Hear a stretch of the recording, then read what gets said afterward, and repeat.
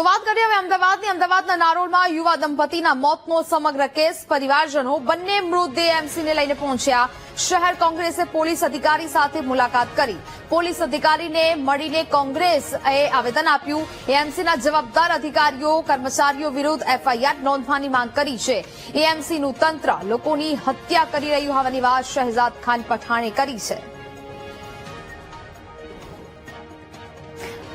તો જે પ્રકારે આ સમગ્ર ઘટના બની હતી કે જ્યાં ભરાયેલા પાણીમાં વીજ કરંટ લાગવાને કારણે દંપતીનું મોત થયું હતું ને હવે તેમાં વધુ રોષ છે તે જોવા મળી રહ્યો છે। બંને મુદ્દે એએમસી લઈને પહોંચ્યા અને ત્યારબાદ હવે આવેદનપત્ર પણ આપવામાં આવ્યું છે જે યોગ્ય કાર્યવાહી કરવામાં આવે તેવી વાત કરવામાં આવી। કોંગ્રેસ પોલીસ અધિકારી સાથે તેમને મુલાકાત કરી છે ને હવે એએમસીનું તંત્ર લોકોની હત્યા કરી રહ્યું હોવાની વાત શહેજાદ ખાન પઠાણ દ્વારા કરવામાં આવી છે। પોલીસ અધિકારીને મળીને કોંગ્રેસે આવેદન આપ્યું છે। આ બંને મૃતદેહો છે આ દંપતીને એએમસી ખાતે લઈ જવામાં આવ્યા। કોંગ્રેસે પોલીસ અધિકારી સાથે મુલાકાત કરીને જવાબદારો સામે કડક કાર્યવાહી થાય તેવી માંગ કરવામાં આવી છે। જો કે આ ગંભીર બેદરકારીને કારણે આ દંપતીએ પોતાનો જીવ ગુમાવ્યો છે જેને લઈને અનેક ગંભીર સવાલો છે તે ઉદ્ભવી રહ્યા છે। ચોમાસામાં ક્યાંય ફોલ્ટ હોય તો સમારકામની જવાબદારી વીજ કંપનીની નથી થતી કારણ કે પરિવારને પડેલી સૌથી મોટી ખોટ હવે આખરે કેવી રીતે પૂરાશે। આ દંપતી છે તે ત્યાંથી પસાર થઈ રહ્યો હતો ને તે જ દરમિયાન તેમની સાથે અકસ્માત થયો। પતિ પત્નીના જીવ ગયા।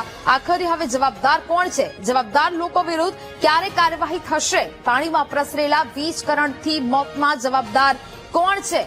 તંત્ર કે વીજ કંપની? બેદરકારી આખરે કોની છે અને કોની બેદરકારીને કારણે દંપતીએ જીવ ગુમાવ્યો? વરસાદી પાણીનો નિકાલ ન થયો માટે તંત્ર જવાબદાર છે જેવા અનેક સવાલો થઈ રહ્યા છે। પરિવારજનો સાથે આ ડેડ બોડી અહીંયા આગળ અમે લઈને આવ્યા છીએ, એમના મૃત્યુદેહ લઈને આવ્યા છીએ અને અમદાવાદ મ્યુનિસિપલ કોર્પોરેશન જોડે અમે આજે માંગણી કરી છે કે જે જવાબદાર અધિકારી હોય એને 24 કલાકની અંદર તાત્કાલિક ધોરણે સસ્પેન્ડ કરવામાં આવે અને મૃત્યુ પરિવારને 50 લાખનું વળતર આપવામાં આવે અને બીજી વાર આ દુર્ઘટના ના બને એના માટે એ રોડની તાત્કાલિક ધોરણે રોડ 24 કલાકમાં બનાવી દેવામાં આવે અને સૌથી અગત્યનું જવાબદાર અધિકારીઓને પોલીસ આરોપી બનાવે અને એમને મનુષ્ય વધનો ગુનો દાખલ કરે અને તાત્કાલિક ધોરણે એવી એમને લેખિત બાંહેધરી આપે।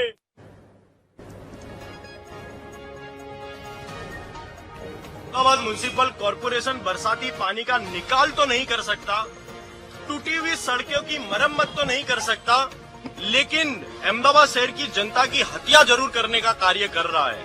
इस पूरी घटना में कांग्रेस पार्टी का ये मानना है कि वहां के जो भी संबंधित अधिकारी थे जिनकी जिम्मेदारी थी कि बरसाती पानी ना भरे, जिनकी जिम्मेदारी थी कि वहां की सड़क की मरम्मत और रिसरफेस किया जाए, पिछले 1 महीने से वहां के स्थानीय लोग उनको वहां की रोड के रिसरफेसिंग के लिए कंप्लेन कर रहे थे, लेकिन फिर भी सड़क का कार्य नहीं किया गया। कांग्रेस पार्टी के सभी कॉरपोरेटर ने मिलकर ये रजूआत की गई है कि कल के हादसे में अहमदाबाद म्युनिसिपल कॉरपोरेशन के वरिष्ठ अधिकारियों को एफआईआर में शामिल किया जाए और कड़क से कड़क कार्रवाई की जाए।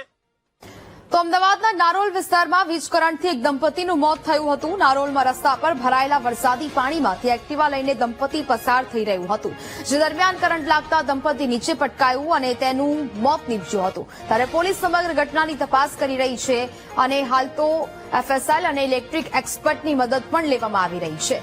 એક્સપર્ટના રિપોર્ટને આધારે જવાબદારી નક્કી કરવામાં આવશે। હાલમાં એક્સિડેન્ટલ ડેથ દાખલ કરી તપાસ શરૂ કરવામાં આવી છે। દંપતી બાઇકમાં જતું હતું ત્યારે ત્યાં ખાડા ભરેલા હતા, એમાં પાણી હતું અને રોડ ઉપર થોડુંક ઊંડાણવાળો રોડ થઈ ગયો હતો અને એમાં પાણી ભરેલું હતું અને એ લોકો ત્યાંથી પસાર થયા એ દરમિયાન કોઈક કારણસર એમને કરંટ લાગ્યો હતો અને એ પ્રમાણે એમની ડેથ થઈ જવાનું પ્રાઇમરી આસપાસના જોનારા લોકોએ કહ્યું હતું। પછી જે વીજ કંપની છે ટોરેન્ટ એના માણસો આવી અને એ લોકોએ ત્યાં થોડુંક ત્યાં એક્સેસિબલ વ્યવસ્થા કરી દીધી એટલે પછી જે બોડી હતી એને હોસ્પિટલાઇઝ ખસેડવામાં